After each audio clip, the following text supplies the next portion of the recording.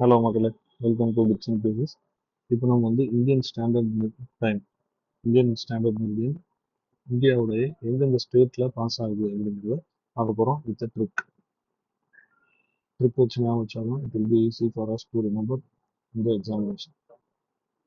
இப்போ எந்த லாங்கிடியூட் இந்தியாவில் நம்ம இந்தியன் ஸ்டாண்டர்ட் டைம் கன்சிடர் பண்ணுறோம் அப்படின்னா 82.3 டிகிரி ஈஸ்ட். 82.3 degree east. இதற்காக அப்படின்னா இந்தியாவில் வி ஹாவ் குஜராத், அஸ்ஸாம் ரெண்டுலையுமே சன்ரைஸ் டைம் வேற வேற.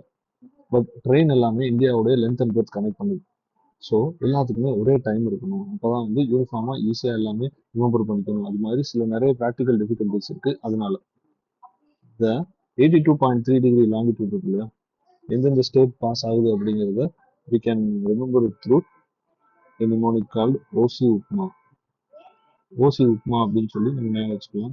இந்த வரல ஐஎஸ்டி வாட்ச் ஓசி உப்மா வந்து ஒருத்தவங்களுக்கு கொடுக்குறாங்க. இது மூலமா ஓசி உப்மா நீங்க ஞாபகம் வச்சுக்கலாம். ஓசி உப்மா அப்படின்னா எது அப்படின்னா ஒடிஷா, சத்தீஸ்கர், உத்தரப்பிரதேஷ், மத்திய பிரதேஷ், ஆந்திர பிரதேஷ், இந்த 5 ஸ்டேட் தான். ஒடிஷா, சத்தீஸ்கர், உத்தரப்பிரதேஷ், மத்திய பிரதேஷ் அண்ட் ஆந்திர பிரதேஷ், இந்த 5 ஸ்டேட்ஸ். ஒடிஷா, சத்தீஸ்கர், உத்தரப்பிரதேஷ், மத்திய பிரதேஷ், ஆந்திர பிரதேஷ். இது எதற்கு இம்பார்ட்டன் அப்படின்னா யூனிஃபார்ம் டைம் ஜோன் நம்ம ஏற்கனவே பார்த்த மாதிரி மல்டிபிள் டைம் ஜோன் இருந்தால் எல்லாத்துக்குமே நமக்கு டெய்லி லைஃப்ல கன்ஃபியூஷன் தான். ஏன்னா நீங்கள் வந்து டெல்லியில் ட்ரெயின் ஏறுவீங்க, அது வந்து 10 o'clock இருக்கும் அந்த லோக்கல் டைமில்.